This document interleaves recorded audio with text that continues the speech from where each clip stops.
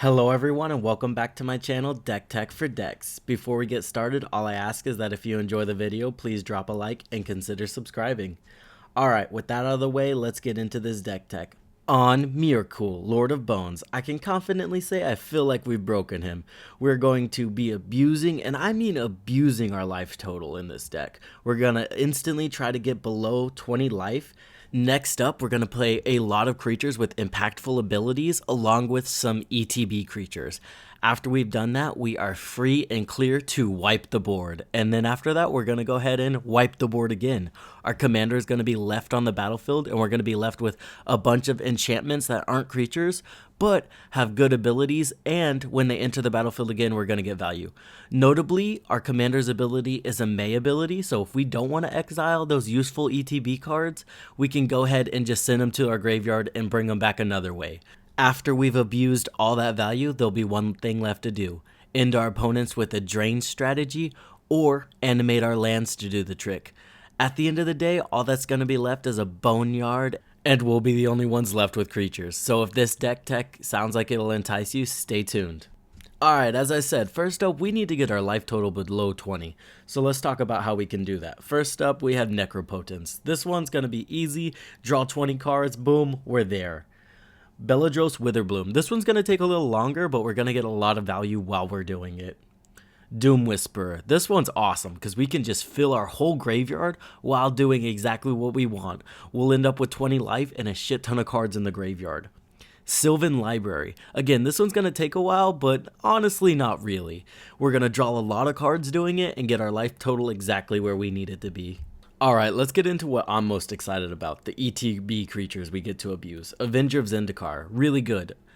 Avenger of Zendikar twice, even better. Eternal Witness, this one's just going to be really useful to get anything we need out of the graveyard.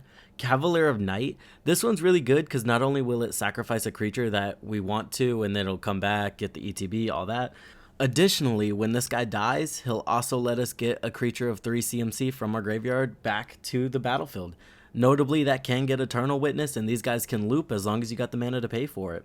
Cavalier of Thorns. This one's really good. It's going to fill up our graveyard a little bit, let us get a land onto the battlefield. Hopefully you don't whiff, and when it dies, it sucks that you have to exile it, but it will get you that card from your graveyard. Cavalier of Dawn. This one's just removal. They get a 3/3 golem. They'll be cool with that, I'm sure. And then when it dies, you get a return target artifact or enchantment card from your graveyard to your hand, which can definitely be useful in this deck. Kakusho the Evening Star. This is going to be one of the ways we can end out the game if we need to.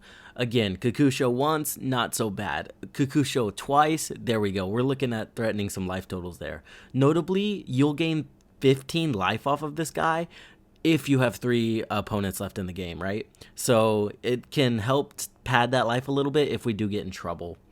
Vito, Thorn of Duskrose. This guy combos with Tristani Selesnia's Voice. I've done it, guys. I've created Warstorm Surge, and never mind the fact that it took 2 cards, 7 mana, and people literally combo off for that, but we've done it, guys. We broke it. Additionally, the Populate mechanic isn't useless in the deck, so that's good. Next up, we have the Gray Merchant himself. Again, this is going to be used late game to end the game. Notably, the black pips are easier to get in this deck because when our creatures die, they just come back as enchantments, so they kind of linger on the battlefield, creating a lot of black pips that we can use to end the game later. Massacre Worm, this is going to be one of those cards that contributes to the black pips, right? And it's going to wipe the board or tokens and stuff like that, just small creatures, and our opponents are going to take some life while we do that. Soul of the Harvest is just going to be a really efficient card draw because it is a creature-based deck. Guardian Project, same thing, really efficient. Elemental Bond, again, really efficient. Finally, we have Panharmonicon. This is going to double up on all of those ETB effects, and it's good to note that we don't have to exile these creatures, right? We're going to mostly let them hit the graveyard, and the utility creatures are going to be the ones we exile just so they stick on the battlefield. Because at the end of the day, the goal is to board wipe several times, and we keep our creatures, and they don't keep theirs. Alright, let's get into those useful creatures that we're going to keep on the battlefield when we board wipe. We have Vasir Seer. This is just going to be a really efficient sack outlet. Gisa Glorious Resurrectioner. It's gonna feel so amazing to board wipe, and then we get all of our opponent's creatures, and she gets to stay on the battlefield. So while we just keep board wiping the board, we're gonna be getting all of their creatures. Dothy Voidwalker. We're gonna get 2 activations as this guy, because after we sacrifice him, boom, comes back as an enchantment, and his ability still works. Corridor Ghost Chieftain. We don't care that this guy isn't going to be a creature after he dies. We're just going to be able to cast something from our graveyard once per turn. Marin of Clennel Toth. Again, we're going to get those ETB back from the graveyard onto the battlefield. Underrealm Lich. This is a perfect example of cards that we just want to go ahead and turn into enchantments because we really don't care if they're enchantments or creatures. Fauna Shaman, again, we just want that activated ability. It lets you tutor up a creature. We do have to throw something in the graveyard, but we're not going to care about that because we'll bring it back later. Kamal Heart of Krosa. This is one of the ways we can end out the game. It's a little slow, but in value decks like this, it's either slow or combo. You know what I mean? Bramble Sovereign, this is just going to double up on our ETBs just by creating a token of the creature. Let's take a look at some of these cards that make the deck more consistent. We have Diabolic Intent, really good, just sacrifice a creature and lets you tutor for a card. This one was just printed, so go ahead and pick it up now before that price just gets back up to $40. Buried Alive, this one ends games for me. I've had it end several games for me. You just put your key pieces into the graveyard, recur it, and you're good to go. Golgari Thug, this is going to let us bring back anything we need from the graveyard to the top of our library without having anything that can recur, right? We basically have Marin and the Ghost Chieftain, so this guy's a really good backup to get things back. Giant Adaphage, this one can end the game also. You know, it doesn't take very many of this guy to close out a game. Starling Grove, this is just some really good utility. It's going to let us tutor for an enchantment early game, and late game it can protect our board, so that's really useful. Luminarch Ascension, again, this is a very slow way to win the game, but you create a couple angels and eventually you can take out the opponents. Finally, we have Starfield of Nyx. This is something you want to play as a last resort. Because again, we do run like 10 board wipes in the deck. So turning your creatures or your enchantments into creatures is not exactly what you want to do. Because imagine this, you've been board wiping all game. So your opponents are holding their board wipes. As soon as you turn your enchantment into creatures, you need to win that turn, or you might as well just not play this card. Alright, let's get the card advantage out of the way. We have Eidolon of Blossoms. Whenever an enchantment enters the battlefield, draw a card. This is going to be really useful. We are playing some enchantments, but really, you know, it's whenever our creatures die.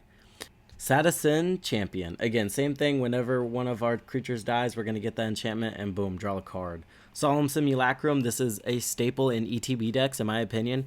We're not going to be casting the Sad Robot once. We're going to cast him, let him die, cast him, let him die. And the value you get off of it is insane. Braids Arisen Nightmare. This one's really good also because people don't run a lot of enchantments in their deck. So we're going to be able to sacrifice our enchantments that we don't need anymore. Notably the ETB creatures that we turn into an enchantment. Once they're an enchantment, they're kind of just dead on the field. So we sacrifice them with Braids. Our opponents aren't going to have much enchantments. So 9 times out of 10, we're going to draw the card. And if not, we're getting rid of really impactful enchantments. Beast Whisperer, this is another one that just lets you draw a card whenever you cast a creature spell.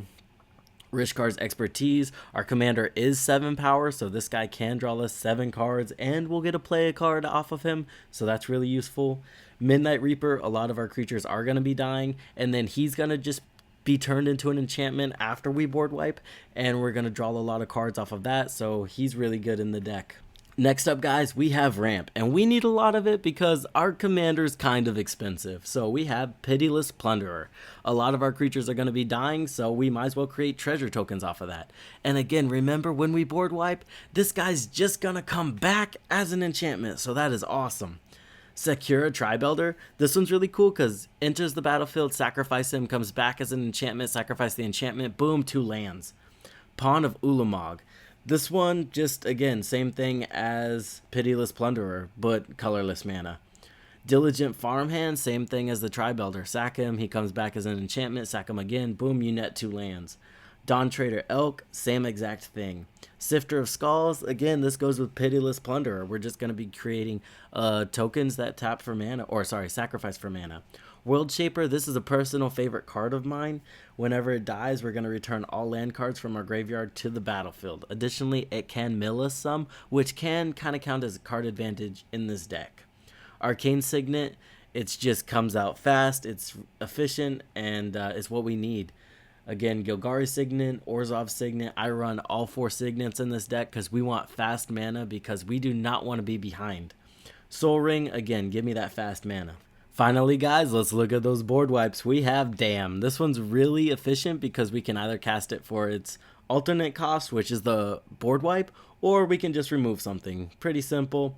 Damnation, gotta have it. Blood Money, this is gonna net us some mana after we board wipe, so that's really useful. Day of Judgment, destroy all creatures. Decree of Pain, after we destroy all those creatures, we're gonna be able to draw a lot of cards. Additionally, this does have an alternate casting cost for 5 mana. So it is very useful against token strategies just to get rid of those low to the ground creatures. End of Hostilities, again, this is just going to destroy all creatures and all permanents attached to creatures, so goodbye equipment strategies. Extinguish all hope, destroy all non-enchantment creatures. That can be impactful, but 9 times out of 10 it's not going to be. Kaya's Wrath, it's going to destroy all creatures and you're going to gain some life from it. Path of Peril, this is one of those cards that has one of those alternate casting costs. It can hose a token strategy or wipe the whole board.